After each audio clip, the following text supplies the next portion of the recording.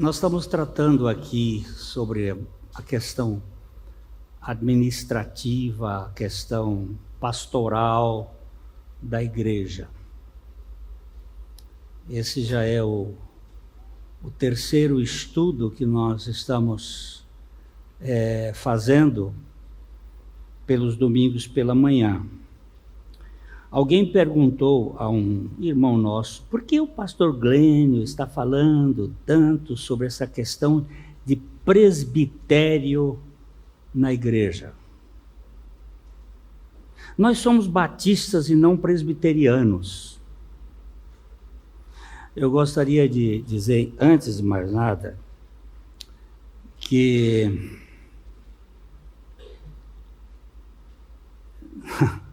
esse assunto de presbitério não é um assunto de denominação, é um assunto de Bíblia. Não é um assunto de uma estrutura de uma igreja ou de outra, é um assunto bíblico. É a Bíblia que fala desse assunto.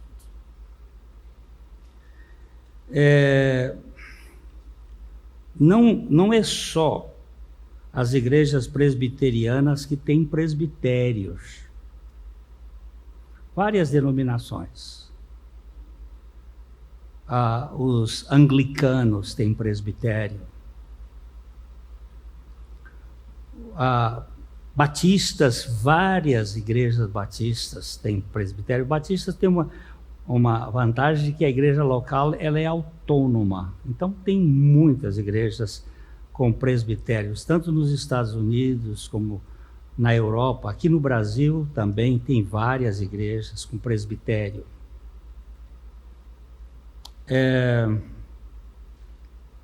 Eu também não estou falando, meus irmãos, da minha aposentadoria. Alguns estão dizendo assim, o pastor está falando que ele está dizendo que vai se aposentar. Não, eu estou ficando velho mesmo, né? Graças a Deus. Cheguei aos 77 anos e a gente tem que ir pensando em ter mais algumas pessoas para trabalhar nessa área. Primeiro porque pastor, presbítero, não é cargo, é função na igreja. E essa função não se aposenta.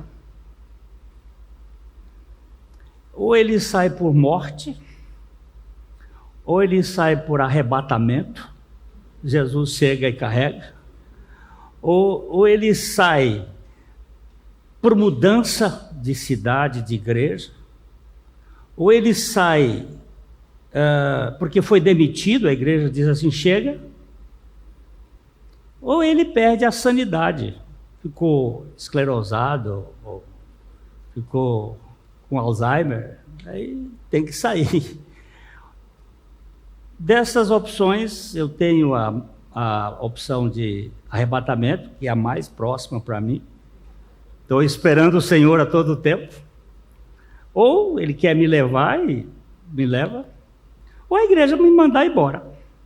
Porque caso contrário, eu vou ficar aqui até o fim. Entendeu? Não fica criando cabeça, não. Eu gostaria, se a igreja permitir, se o Senhor permitisse a igreja vier a adotar um presbitério batista, e se for da vontade da igreja, eu quero ser membro desse presbitério até o fim. Está entendendo? Porque alguns o pastor está querendo se aposentar, querendo sair, eu não estou querendo. Eu já estou com 48 anos aqui, mas não estou assim, desesperado para sair. Mas eu gostaria de ter aqui um grupo de homens escolhidos pelo Espírito Santo, pela igreja, avaliados pela igreja, consagrados pela igreja, para que pastoreiem a igreja de modo coletivo, como determina o Espírito Santo no Novo Testamento. O Espírito Santo é quem disse isso no Novo Testamento. E nós não estamos aqui afoitos, querendo fazer de um dia para o outro. Nós estamos trazendo o assunto para que a igreja analise, para que a igreja pense, para que a igreja ore sobre o assunto, para que a igreja... E toda a conversa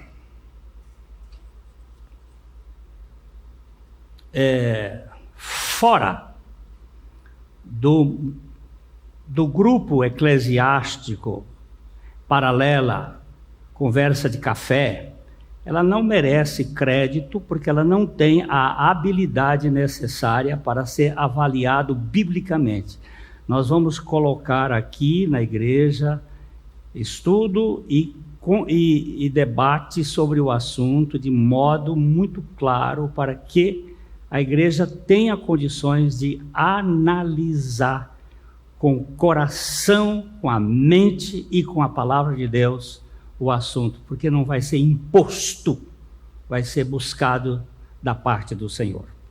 Essa palavra inicial, o governo da igreja de acordo com a Bíblia. Por favor, está no seu boletim, vamos dar uma olhadinha aqui. Vamos primeiro ler juntos, a carta de Paulo aos Tessalonicenses, capítulo 5,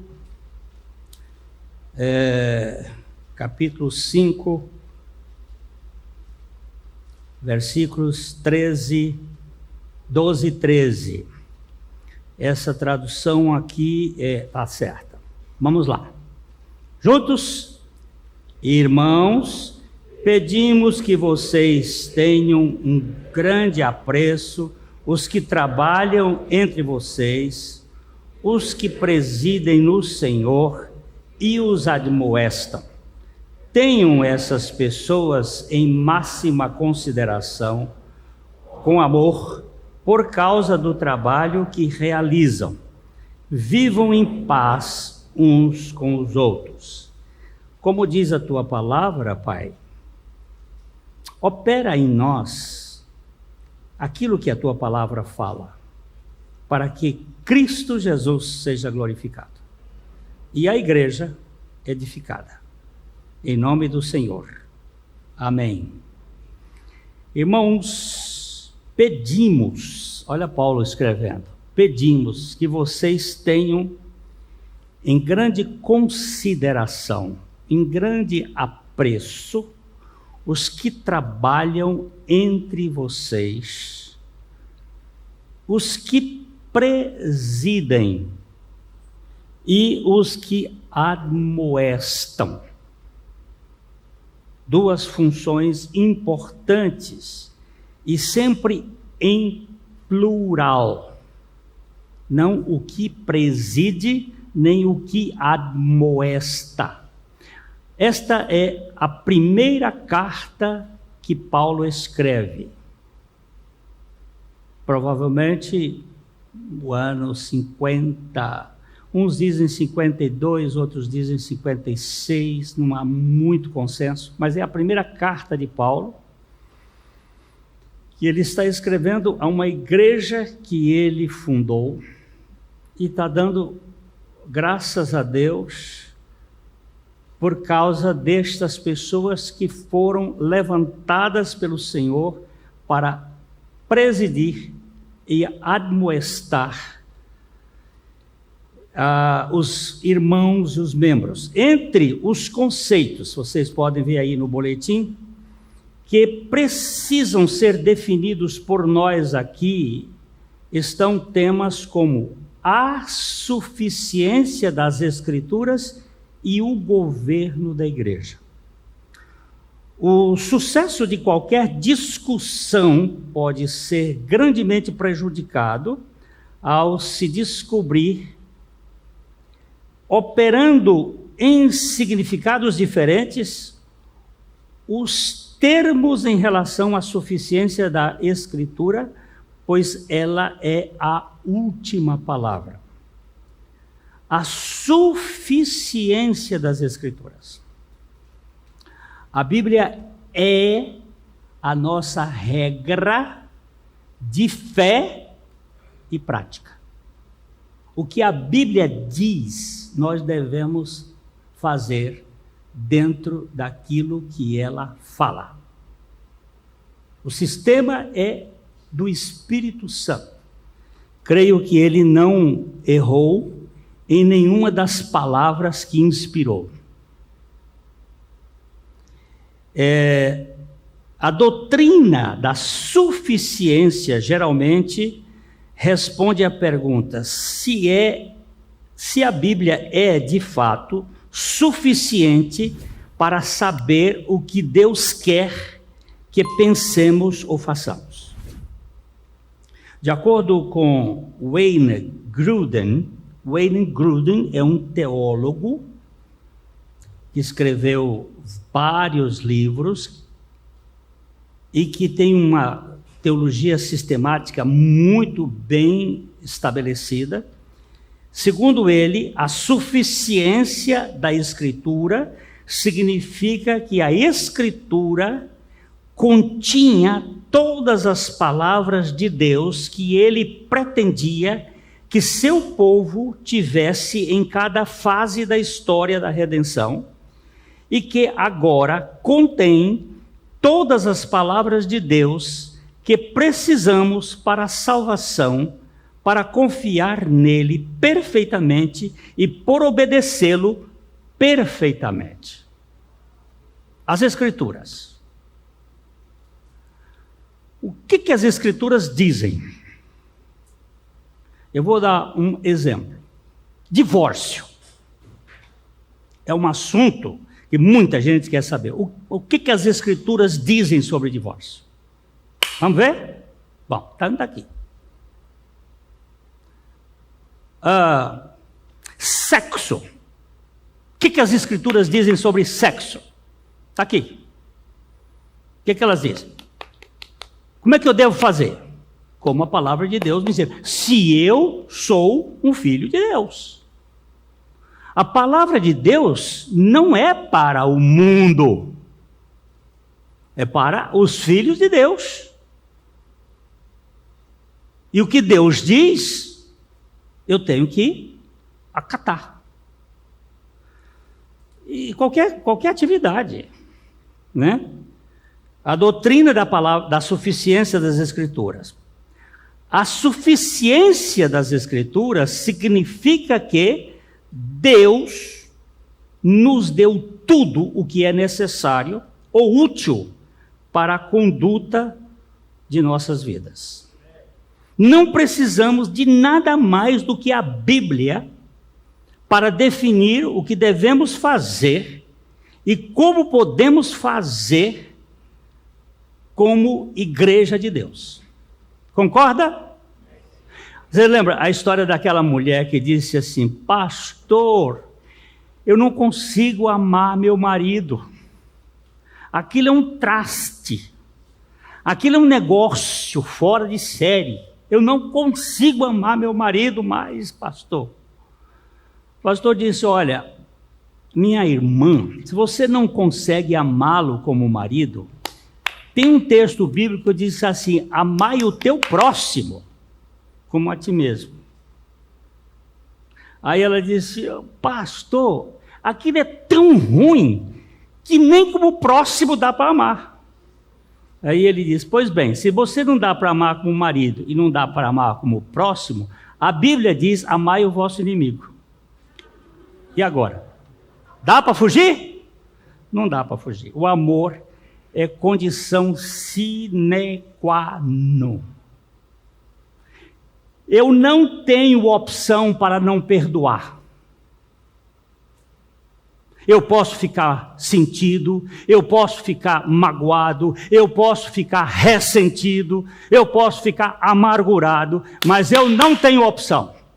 O perdão é divino e ele diz que é para perdoar assim como Deus em Cristo nos perdoou. Não tem opção. Mesmo que eu não tenha que conviver com esse traste, eu tenho que perdoá-lo. Senhor, aqui no meu coração, não permita que nasça tiririca de rancor, de mágoa, de ressentimento. Então, eu estou dando exemplos práticos. E isto também para com a estrutura da igreja. Deus somente pode abençoar e encher um lugar com a sua glória, e eu usei aqui a palavra Shekinah, que é uma palavra do Velho Testamento. Se lembra que quando o templo foi construído, a Shekinah do Senhor encheu a casa, a glória do Senhor. Então, com a glória, Deus só pode encher quando este lugar estiver de acordo com a palavra e com o seu padrão divino. Aqui nós citamos vários textos, Colossenses, isso aqui é só para vocês estudarem depois, se quiserem. Ninguém é obrigado a estudar a Bíblia, mas os filhos de Deus têm prazer de ler e estudar a Bíblia. E eles vão verificar. Colossenses, Zacarias, João, etc. A igreja, da mesma forma, deverá ajustar-se ao padrão de Deus e, como resultado, a obra será concluída. Eu vou dar um exemplo. A Jezabel, aquela mulher fenícia, que casou com Acabe e acabou com o reino de Israel, foi uma tragédia. Ela impôs um sistema e o pobre do Elias,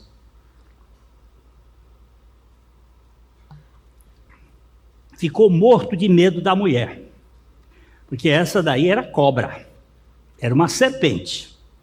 E ele fugiu e tal, aí Deus resolve com ele e diz assim: agora você vai tratar com aquele problema daqueles profetas. Quantos eram os números dos profetas? Quanto era o número dos profetas falsos? 400 profetas. E Baal era Deus. O povo de Israel estava adorando Baal para tudo quanto era lado, era Baal, o Deus senhor das moscas, o Deus maligno. E ele disse: vamos fazer um teste. Vai lá, Elias, faz um teste. E põe diante do povo: se Baal é Deus, vamos servi-lo. Agora, se Javé é Deus, vamos servi-lo.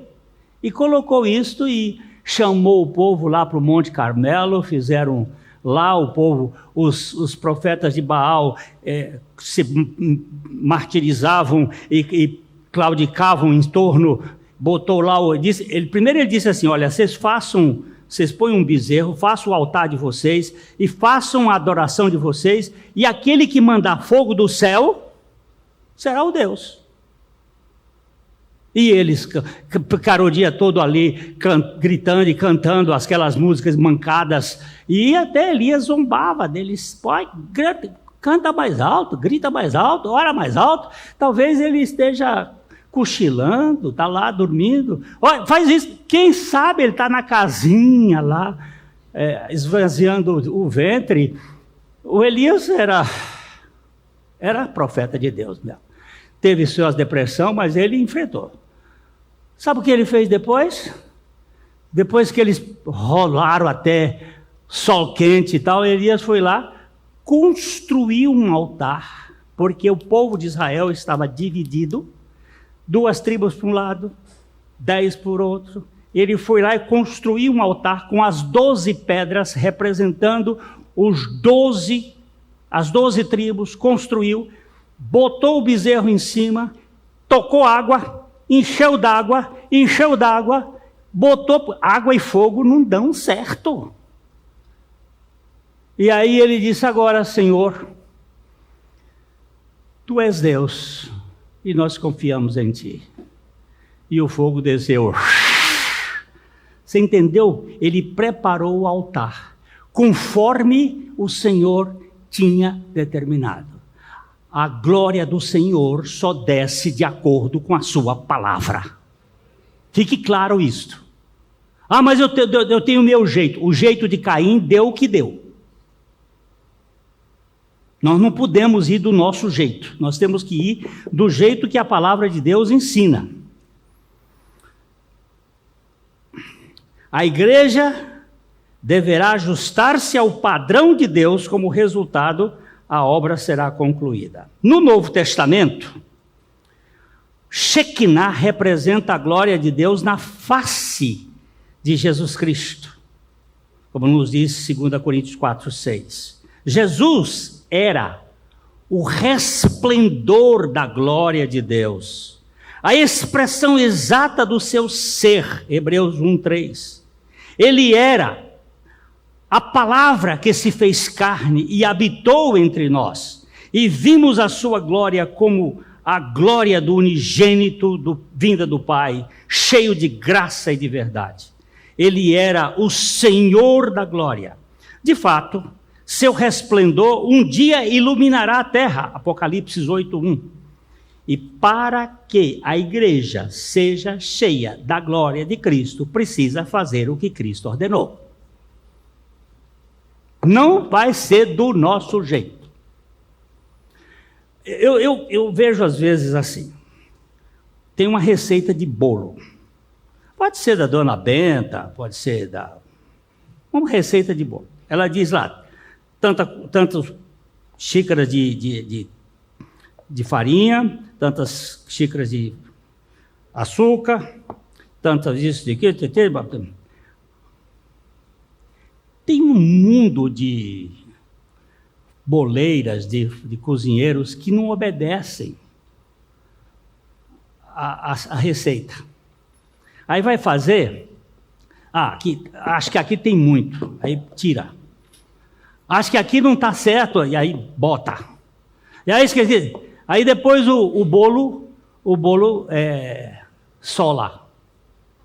Aí não sei, meu bolo não solou. Você obedeceu a receita? Aquela receita foi testada, foi retestada, foi contestada. Aquela receita funciona, mas eu quero fazer do meu jeito. Pois faz. Aí, às vezes dá errado. E aí a gente vai lá e... a comida não ficou tem uma desculpa danada para fazer a coisa. Por que será isto? Porque a gente não obedece o que foi determinado. Eu falei de uma coisa simples, mas na palavra de Deus isto é sério. Não podemos ter uma igreja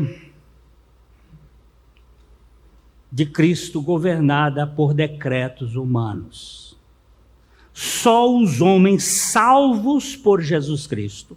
Olha, primeiro, salvos por Jesus Cristo, revestidos do Espírito Santo e dotados com os dons que o Pai lhes deu, podem ser instrumentos da Trindade na liderança da igreja, das igrejas locais.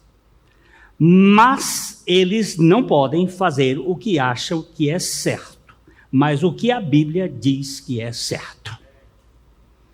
Deixa eu falar aqui. A pessoa tem que ser salva,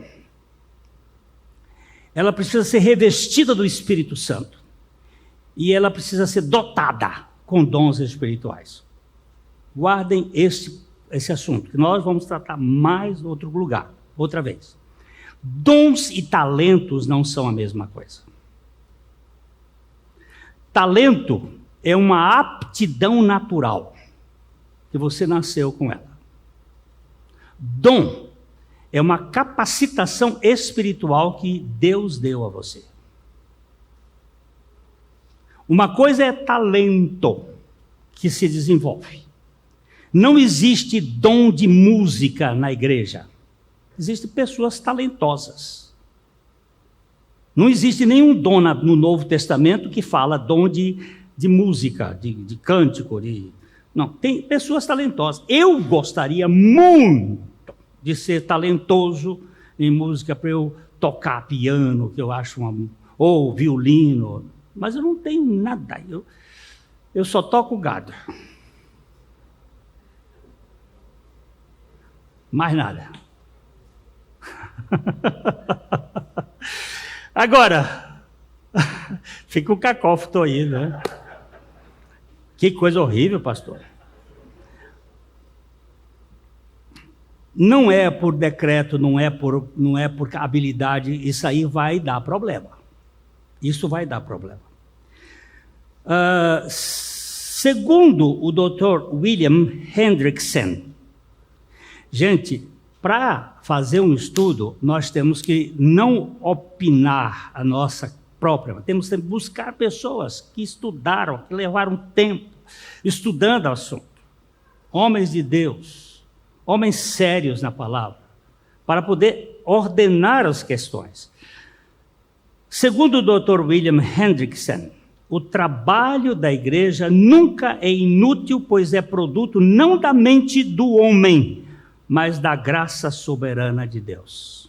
Por isso, com grande certeza, podemos depender da palavra do Senhor para a segurança da sua igreja. Por favor, entenda, dom e talento não são a mesma coisa. Talento, quando você tem e é hábil, envaidece. Dom, quando você tem e é bem usado pelo Espírito Santo, você se humilha em adoração. Há diferença nas duas coisas. Por quê? Deixa eu ver se eu estou certo. Porque nosso entendimento, a política da igreja está diretamente relacionada à nossa posição sobre os seguintes princípios que seguem. Eu anotei aqui 6 princípios para a funcionalidade de uma igreja neotestamentária. Primeiro, a Escritura reina sobre a tradição. Mas nós sempre fizemos assim. Mas se a Escritura disser assim, a tradição é tirada. Segundo, a interpretação literal é a melhor maneira de compreender a Bíblia de forma consistente. Foi escrito assim. Terceiro, a igreja do Novo Testamento originou-se no Pentecostes. Ali no dia que o Espírito Santo desceu sobre os discípulos e começou a igreja com a conversão de quase 3.000 pessoas, ali é o início daquilo que chamamos a era da igreja. Os oficiais, ou os ofícios de apóstolo e profeta, foram o alicerce do edifício. Nós temos que andar segundo os fundamentos dos apóstolos. Quais são estes apóstolos? Mateus, Marcos. Marcos é considerado apóstolo também, mas ele é um evangelista. Lucas não é considerado apóstolo, mas é um evangelista. João, Tiago, Pedro, Paulo, que não andou com Jesus, mas a igreja o deu o encargo de apóstolo. Ele disse que ele não era nem digno de ser chamado apóstolo. Então, o fundamento é dos apóstolos. Os cargos de presbíteros, bispo e pastor são intercambiáveis em natureza e função. Tanto faz você chamar ele de presbítero, como de pastor, como de bispo. O termo não significa status, como nós temos capitão, major, coronel, general. Isso aí são termos hierárquicos. Esses termos do Novo Testamento, eles não estão falando que pastor é superior, que bispo é superior a pastor e presbítero é inferior. Não estão falando disso, ok? E que a aplicação de qualquer passagem e princípio bíblico devem ser a interpretação do que está escrito. Pois assim está escrito, nós vamos buscar em espírito de adoração e oração para que a coisa aconteça. A exortação do apóstolo Paulo à igreja de Tessalônica não diz como os líderes da igreja foram escolhidos, mas certamente havia alguns critérios. O Dr. D.A. Carson afirma o seguinte: Por causa da ausência dos fundadores, o estabelecimento da liderança na igreja era uma preocupação primária. Mas quem estava qualificado para assumir a responsabilidade por uma congregação agora? Que os fundadores não estavam mais com ela. Como ia fazer? Como é que isto ia? Eu vou aqui lá para o meio de uma tribo não alcançada e prego o evangelho e um grupo crê, eu fico lá um tempo com eles e aí constitui uma congregação e aí como é que vamos fazer agora para deixar essa congregação dentro dos modelos bíblicos? Tem que procurar pessoas que foram salvas, que são cheias do Espírito Santo e que têm dons e fazer a aplicabilidade dessas coisas. Eu tentei, são duas, eu ia botar 3. Eu tentei 2 vezes fazer um presbitério aqui nessa igreja. Não deu certo, porque eu tentei. Eu escolhi e trouxe para a igreja. E isso não deu certo. Tivemos problemas. Agora nós estamos buscando da parte do Senhor e que a igreja seja responsável para escolher, para provar, testar, para consagrar e esperar que o Espírito Santo faça a obra nesse povo que vai dirigir, não nas costas de um só, mas de um colegiado que possa funcionar para a glória de Deus.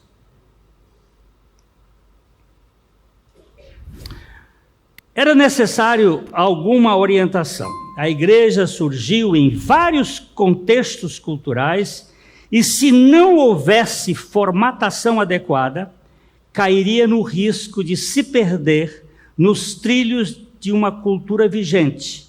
Talvez por isso, mais tarde, o apóstolo Paulo gastou tempo ensinando o assunto. O Dr.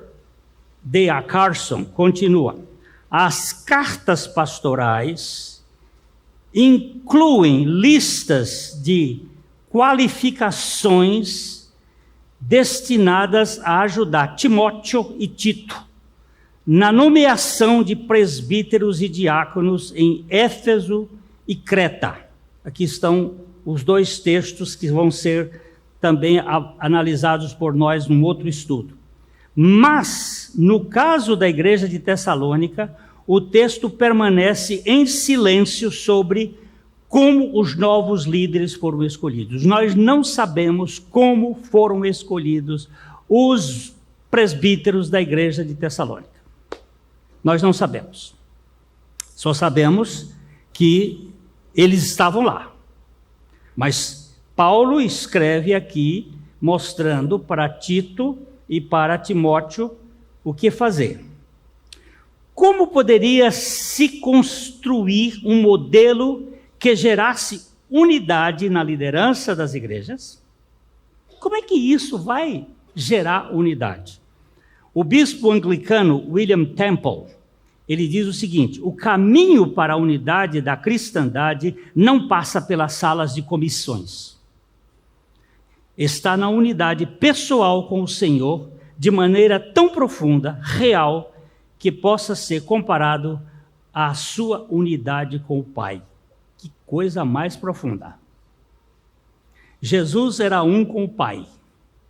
E nós precisamos ser um com Jesus. Minha mulher e eu somos 2 pessoas que estamos juntos, de papel passado. Vamos fazer 50 anos de casado, esse ano. E mais 6 de namoro, 56. E nós temos divergências. E nós temos pontos de vista. Não tem arranca-rabo, mas tem divergência. Como é que Deus vai fazer com que nós não tenhamos guerra dentro de uma igreja. E tendo divergência, tendo pontos de vista. Tem, por exemplo, uns que pensam que o homem é tricotômico, como eu penso, corpo, alma e espírito. Tem outros que pensam que o homem é dicotômico, corpo e alma, que a alma e o espírito são a mesma coisa. Como é que nós podemos conviver de maneira saudável, no mesmo conjunto, sem brigar, respeitando o que a compreensão humana limitada tem? Isso é um milagre do Espírito de Deus. Isso é um milagre. E nós precisamos encontrar essa unidade em Cristo. Se Cristo vive em mim, olha aqui, e Cristo vive no Marcos, e Cristo vive no Hildo, e Cristo vive no Adolfo, e Cristo vive no Gilberto, nós temos uma unidade, porque diz o seguinte, a matemática, duas quantidades iguais a uma terceira são iguais entre si. Se A é igual a B e B é igual a C, logo C é igual a A. Isso é matemática. Se Cristo vive em mim e Cristo vive na Maria Lúcia, nós temos uma unidade. Mesmo que tenhamos certas diferenças de compreensão. E essa unidade é a unidade da cruz, que vai mudar todo o nosso conceito.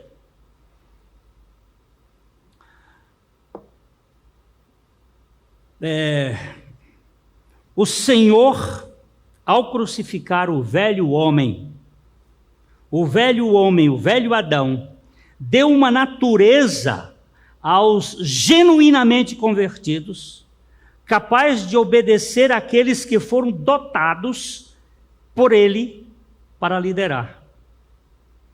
Por isso que o apóstolo está exortando aos irmãos de Tessalônica, tenham essas pessoas em máxima consideração, com amor por causa do trabalho que realizam.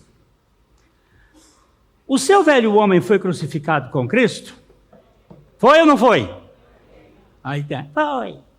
Mas na hora do pega para capar, não foi. Eu vou querer que a minha opinião prevaleça. Aí pronto. O negócio se quebra todo. O velho homem foi crucificado e eu sou capaz de me curvar para aquele que exerce autoridade sobre mim, trabalhe na minha vida, para mudar a minha compreensão limitada. Um dia, tem até alguém que está aqui hoje.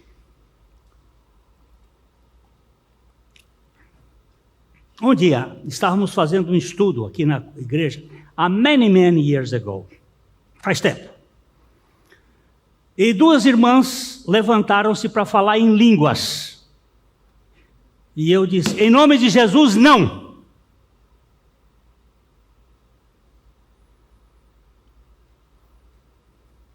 Prefiro falar 5 palavras compreensivas na igreja do que 10.000 em outras línguas que ninguém compreende. Isso é Bíblia. Ficaram bravas. Foram reclamar com o pastor Abuchaim lá fora, outro dia. O pastor Abuchaim disse, quando foi que a Bíblia mandou falar em língua? Você tem seu dom de língua, vai falar lá no seu quarto. Vai adorar a Deus. Mais tarde, anos depois, uma delas me escreveu e disse, pastor, me perdoe. O senhor estava certo. Não é que eu estava certo, a Bíblia está certa. E nós não temos que temer as pessoas porque são importantes ou isso ou aquilo. Não, a Bíblia está certa. Sempre estará certa. E nós ficamos com a Bíblia. Quer queira, quer não queira.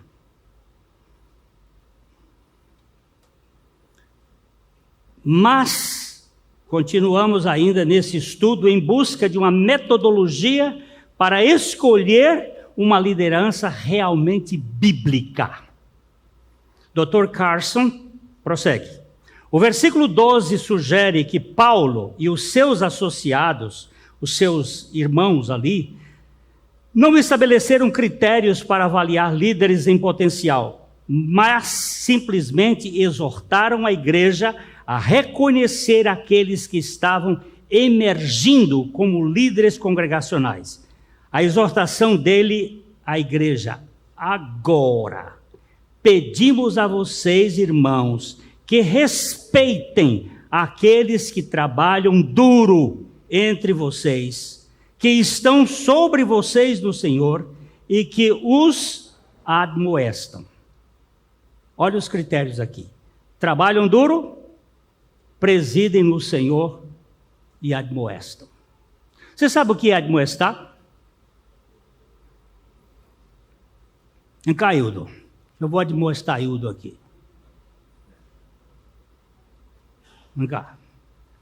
Eu vou conversar com ele e esfregar minha cabeça na dele até passar daqui para cá. A palavra admoestar é uma palavra de amor. Não impor, não subjugá-lo, não implantar, mas transferir aquilo da palavra de Deus para ele que está crescendo. Admoestar não é chamar a atenção de maneira rústica, rude, não é ser senhor, é nutétesis, esfregar a cabeça, para que aquilo entre e seja, depois ele chega e diz assim: obrigado, meu irmão, porque você me ajudou naquela hora. É isto. O mundo não trabalha com esse processo. Vou trazer ainda um ponto de vista muito abalizado do Dr. William MacDonald, que ele diz o seguinte: talvez os presbíteros da igreja em Tessalônica tenham repreendido aqueles que pararam de trabalhar duro e estavam roubando outros. E, sem dúvida, os vadios não aceitaram a repreensão muito bem. Isso pode explicar a exortação aos líderes e aos liderados. Vocês se lembram que a igreja aconteceu no Pentecostes, o Espírito Santo veio e o povo começou a querer esperar a volta de Jesus. Logo, Jesus vai voltar logo, porque ele disse em breve. Mas só que o breve do relógio de Deus é diferente do nosso. Depois Pedro vai explicar isso. Ele vai explicar trazendo o Salmo 90 para dizer o seguinte: ó, um dia para o Senhor é como 1000 anos, e 1000 anos é como um dia. Do Pentecostes para cá, ainda não passaram 2000 anos do Pentecostes. Não passaram 2000 anos. Então não passaram 2 dias. Está muito recente. Porque nós olhamos no relógio da gente, no cronômetro, mas Deus olha no kairos, no relógio dele. E o relógio dele é diferente. Então, veja bem, tem muita gente que está esperando a vinda do Senhor, que o Senhor vem logo, e cruzaram o braço na igreja de Tessalônica. Não trabalhava mais. Ficou um bando de, como é que eu vou dizer? De preguiçosos explorando. Aí eu ia lá na casa do Milton, né? Estou esperando o Senhor, não estou trabalhando. Milton chegava na hora do almoço e roubava a boia. Aí na hora do jantar eu ia na casa do Júlio e roubava a boia. Paulo disse: escuta aí, que história é essa? Jesus vai voltar, mas aquele que não trabalha também não coma. Vai trabalhar. Porque estava roubando. E essa atitude aqui pode ser que Paulo está dizendo: observem os líderes que trabalham. Não fique explorando.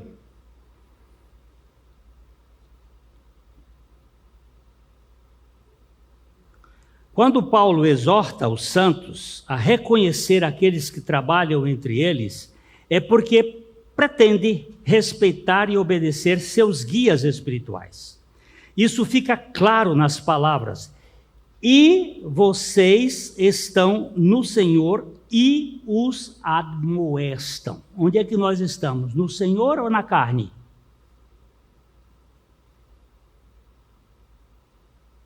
No Senhor ou nos conhecimentos acadêmicos? Os presbíteros são subpastores das ovelhas do Supremo Pastor.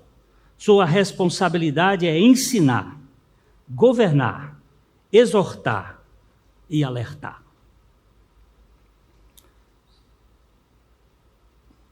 Falar em alertar. Essa guerra.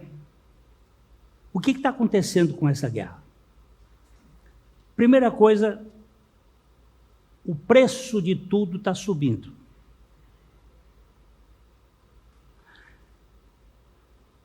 A diminuição da produção de alimentos vai acontecer. Por exemplo, a Ucrânia é o quarto celeiro mundial de trigo.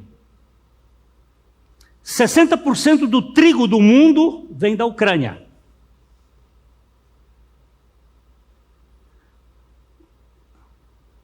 Depois você vai lá no livro de Apocalipse, não só trigo, mas cevada. Vai lá no livro de Apocalipse e lê o cavalo preto. Tem 4 cavalos. O cavalo branco, que para mim, minha compreensão, é o sistema do anticristo. O cavalo vermelho, a guerra. O cavalo preto, a fome. E o cavalo amarelo, ou pálido, ou verde, ou o cavalo, esse é cloros, ele é esverdeado, amarelado, é a morte. Eu acho, posso estar todo errado, mas vamos observar. Eu até escrevi um artiguinho, está no meu Facebook, que é o cavalo preto do Apocalipse. Eu acho que ele já saiu da baia. Ele já começou a correr. O preço das coisas é para você também não ficar pensando que vai ter muita comida no mundo.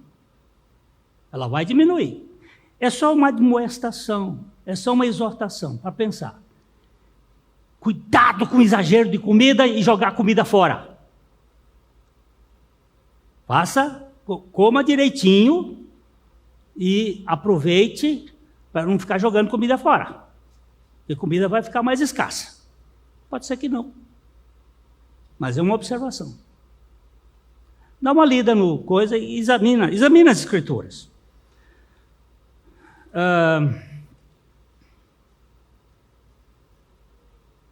Esse versículo é um dos muitos do Novo Testamento que mostra que não havia governo de um só homem nas igrejas apostólicas. Havia sim um grupo de anciãos e presbíteros em cada congregação, pastoreando o rebanho local de modo colegiado. Como John Denney explica, em Tessalônica não havia um único presidente ou um ministro em nosso sentido, possuindo até certo ponto uma responsabilidade exclusiva. A presidência estava nas mãos de uma pluralidade de homens. No entanto, a ausência de governo de um homem não justifica o governo de todos. A Assembleia não deve ser uma democracia, mas uma aristocracia, o governo dos mais qualificados espiritualmente. A Assembleia é o suporte da governança do presbitério. Porque vai haver rachaduras irreparáveis quando todo mundo governa. João Calvino diz que a Bíblia é o cetro pelo qual o Rei Celestial governa a sua igreja. Para que o Rei governe sua igreja, ele precisa transformar os homens em súditos do seu reino, governados pelo Espírito Santo. Para que esses súditos sejam dirigidos pelo Espírito Santo, eles precisam ser governados pela palavra de Deus. Só pela palavra de Deus. A palavra fala? Ok, o que diz a palavra? Vamos ver. Não é porque alguém tem um curso de administração da FGV que deve ser eleito para alguma função administrativa da igreja, mas porque tem o dom de presidir que lhe foi dado pelo Espírito Santo. Não é porque alguém fez curso de oratória e sabe manejar bem as palavras e fez um seminário que ele deve ser eleito mestre para ensinar na igreja, mas porque ele tem o dom do Espírito Santo para ministrar a palavra de Deus. Quantos aqui concordam nessa frase? Você está vendo? Tem muita gente que não concorda. Aí bota um sujeito que sabe falar bem. Eu vou contar só uma história. A Igreja Batista de Brejo do Maroto, lá em Landre Sales, no Piauí, foi fundada por um homem, um missionário chamado Eurico Nelson, que andava a cavalo, vinha do Pará, montado numa mula, atravessava o estado do Pará, estado do Maranhão, chegou no Piauí e pregou o evangelho, e um homem, um vaqueiro, José Filomeno, creu. Ninguém sabe por que uma pessoa crê, o mistério da fé, creu. Esse homem ficou com uma Bíblia, o Eurico Nelson deu uma Bíblia para ele, ficou uma semana na casa dele, ensinou uns hinos para ele, era um vaqueiro letrado, que sabia ler, e homem muito inteligente, e começou a ler a Bíblia, e ele cantava. Ele era vaqueiro de duas mulheres, chamava de moça velha, elas nunca casaram, e ele ficou lá, e começou o povo a ouvir Zé Filomeno, e Deus foi salvando gente. Fizeram uma latada de palha de carnaúba, e gente começou a ser salva, e gente vinha. Minha avó foi salva por essa pregação, minha mãe foi salva por essa pregação, lá no fim do mundo, depois do rio do fim do mundo, está lá, e foi gente salva. Aí a convenção descobriu a igreja, que já tinha umas 300, 400 pessoas, que vinha de cavalo, vinha a pé, 10, 20, 30 quilômetros para o culto. Eles chamavam o oculto. Eles nem sabiam. O povo sendo salvo. E aí, o que é que aconteceu? Mandaram um pastor, formado no seminário de Recife. Tinha curso de seminário, mas não tinha curso de cemitério. Não tinha passado pela morte e ressurreição com Cristo. O que aconteceu? Esfacelou a igreja. Eu conheci esse pastor lá em Brasília. Acabado. Nós achamos que é conhecimento, não é conhecimento humano, é conhecimento do Espírito Santo. Quem era Pedro? Quem era João? Quem era Tiago? Pescadores. Que cultura eles tinham? Com exceção de Lucas, que era um médico. com exceção de Paulo, que era um rabino, que era um fariseu, a turma toda era simples. O grego deles, desses que escreveram, é um grego vulgar, um grego errado. Muitos erros gramaticais. Mas eram homens cheios do Espírito Santo. Eram homens cheios de fé. Tenham cuidado com isso, igreja. Eu vou me embora para a glória. Se o Senhor não voltar antes. E aí nós vamos ter uma igreja de novo cheia dessas coisas, desses cabides que não funcionam. É preciso que sejam homens cheios do Espírito Santo. Homens que passaram pela cruz. Homens que tenham vidas espirituais. E eu estou falando homens, sabe por quê? Porque na liderança do Novo Testamento não tem mulher na governança.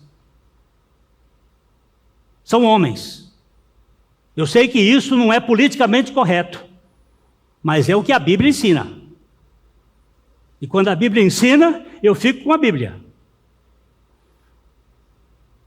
Mulheres podem ser instrumentos de ensino de crianças, pode ser missionária, mas na liderança da igreja tem que ser homens.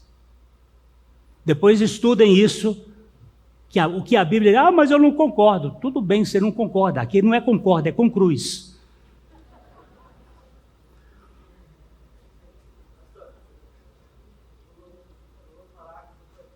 Eu pulei um parágrafo? Qual foi que eu pulei?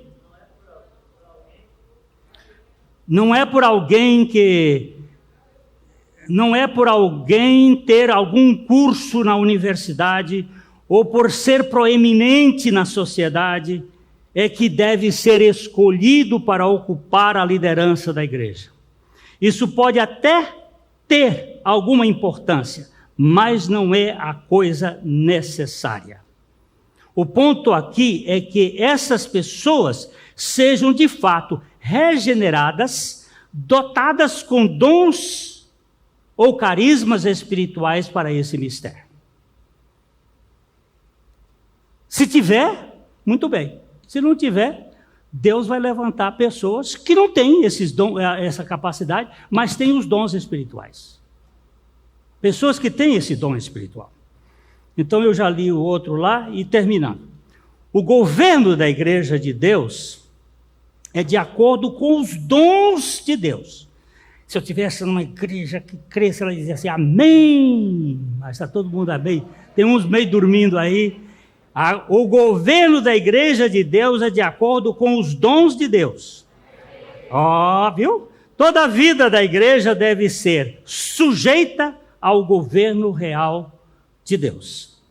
Vamos ler juntos 1 Pedro capítulo 4, versículo 11, na Nova Versão Transformadora. Você tem o dom de falar? Então faça-o de acordo com as palavras de Deus. Tem o dom de ajudar? Faça-o com a força que Deus lhe dá. Assim, tudo que você realizar terá glória a Deus por meio de Jesus Cristo. A Ele seja a glória e o poder para todos sempre. Amém. Lá no Paraguai, talvez os meus irmãos do Paraguai estejam me ouvindo, há uma senhora que começou um trabalho de ajuda a crianças órfãs, crianças abandonadas. Ela começou esse trabalho na casa dela. Com os filhos, marido e uma casa com meia dúzia de cômodos. Ela começou a trazer, e quando aquela casa já estava abarrotada, uns irmãos começaram a fazer um trabalho de ampliar, inclusive um ministro da Suprema Corte, lá do Paraguai, deu uma canetada para um desses traficantes, para ele pagar uma importância grande, e esse dinheiro foi alocado nesse tipo de construção. Hoje ela tem um orfanato lá, mas eu a conheci e vi o amor que aquela mulher tem. É um dom espiritual. Ela diz o seguinte: a criança pode vir aqui arrombada, acabada. 6 meses, ela está deitada aqui no meu colo. Mamãe pode chegar lá como quiser, porque ela tem o dom do Espírito Santo de ajudar, de cooperar. Não é simplesmente essa turma que muitas vezes monta ONG para tirar dinheiro de governo e fazer um ajuntamento. É preciso que tenha o dom do Espírito Santo, senão vai funcionar errado. Quem não tiver esse dom, não se meta. Tem muita gente que se mete porque vai receber dinheiro. Não é dinheiro que funciona na igreja. O que funciona na igreja é o poder do Espírito Santo. É isso que faz a diferença.